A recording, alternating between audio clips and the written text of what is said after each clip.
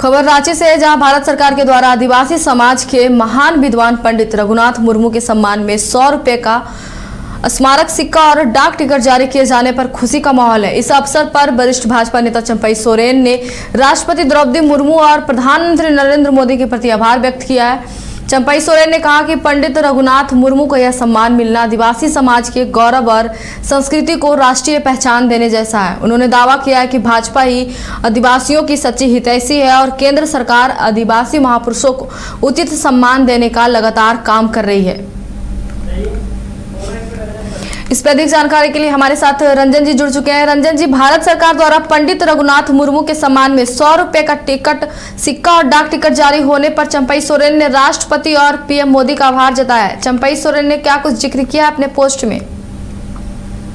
देखिए, चंपई सोरेन ने जो है वो अपने पोस्ट के जरिए ये बातें लिखी हैं कि ओल्ड सिक्की लिपि के 100 वर्ष पूरे होने पर भारत सरकार ने इसके आविष्कारक पंडित रघुनाथ मुर्मू के सम्मान में 100 रुपए के मूल्य वर्ग का सिक्का जारी किया और इसके लिए उन्होंने प्रधानमंत्री नरेंद्र मोदी, राष्ट्रपति द्रौपदी मुर्मू को धन्यवाद भी दिया है। और साथ ही उन्होंने ये चर्चा भी अपने पोस्ट में की है कि चाहे अलग झारखंड राज्य बनाने की बात हो या संथाली भाषा को भारतीय संविधान की 8वीं अनुसूची में शामिल करने का मुद्दा या संसद में संथाली भाषा में अनुवाद की व्यवस्था, भाजपा ने हर बार साबित किया कि वह आदिवासियों की सच्ची हितैषी है। दरअसल राष्ट्रपति द्रौपदी मुर्मू ने संथाली लिपि आलोचिकी के 100 वर्ष पूरे होने और इसके आविष्कारक पंडित रघुनाथ मुर्मू के सम्मान में डाक टिकट और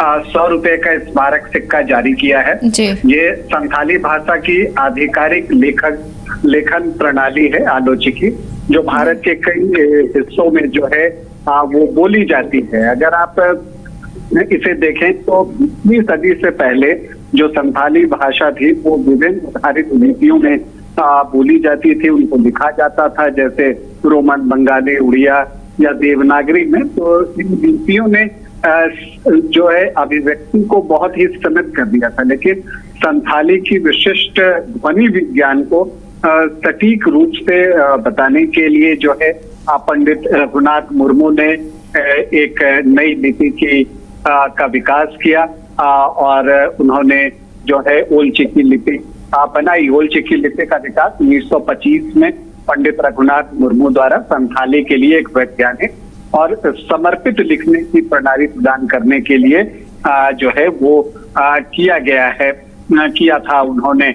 देखिए, 2003 में जो 92वां संवैधानिक संशोधन था, जो चंपई सोरेन ने अपने पोस्ट में लिखा है संथाली को 8वीं अनुसूची में शामिल करने की बात, तो ये 2003 में 92वें संवैधानिक संशोधन अधिनियम के माध्यम से संथाली भाषा को भारतीय संविधान की 8वीं अनुसूची में शामिल जो है वो किया गया था।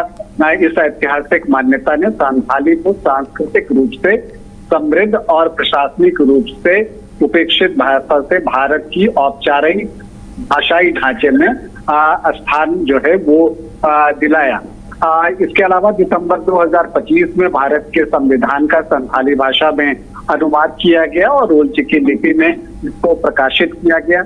ये पहली बार हुआ जब राष्ट्र का मूल कानूनी दस्तावेज संथाली में उपलब्ध हुआ।